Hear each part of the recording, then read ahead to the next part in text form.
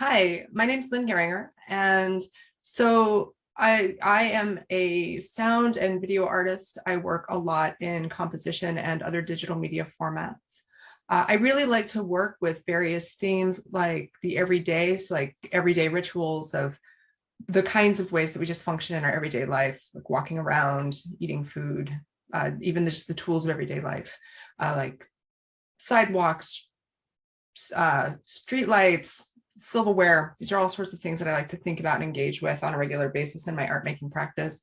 And over the past 5 years, it's really started to take a shift towards me looking at sort of the mythopoetic and unseen and sort of the way that we create meaning in our daily lives and the way that that meaning expands into a creation of change and changing our lives through different kinds of stories.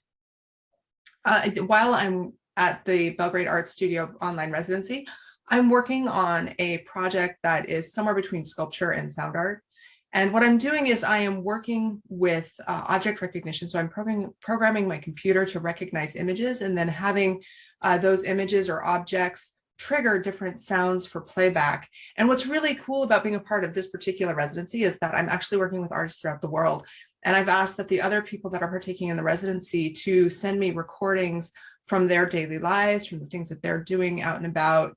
Some of the recordings that I'm getting are actually from when people were in lockdown. And so what happens is I'll show the computer an object and it'll trigger a sound for playback. And eventually I want this to evolve into an actual installation setting where participants in a gallery show can come into the space and show an object to the computer will play back a sound, and there'll be some kind of soundscape happening underneath to sort of invite people in and to partake in this system. And the way that I'm thinking about it is almost as a scrying, right? Like thinking about this idea of looking forward to what's next, trying to figure out where we're headed. And so in some ways, this project becomes part premonition, part divination, and a really interesting way of creating interactive participatory art. I'm really excited about being involved in this residency. It's been a really great opportunity because working in an international community has actually been really difficult for a lot of people and for me as well during this time. And so it's been really exciting to be able to engage with people from all over the world. So that's been really great. It's been really awesome to be able to participate in critique and feedback sessions, and it's been a lot of fun. So what's next for me is a really interesting space, right? Like, the theme of this residency is on standby. And if we think about standby for a moment, or at least how I'm participating or thinking about the idea of standby, is that right now I'm in this space of not really knowing where the future is, right? Like I'm waiting for something. And even though I have a rough idea of where that can go, that can change at any point.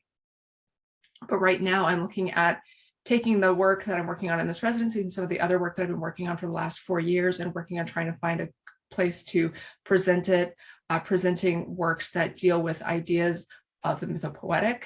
And with that, I'm also working on starting a podcast. So expect to hear some podcasts from me in the nearest future where I interview other artists, filmmakers, authors, and poets about how they deal with myth making and the mythopoetic in this time.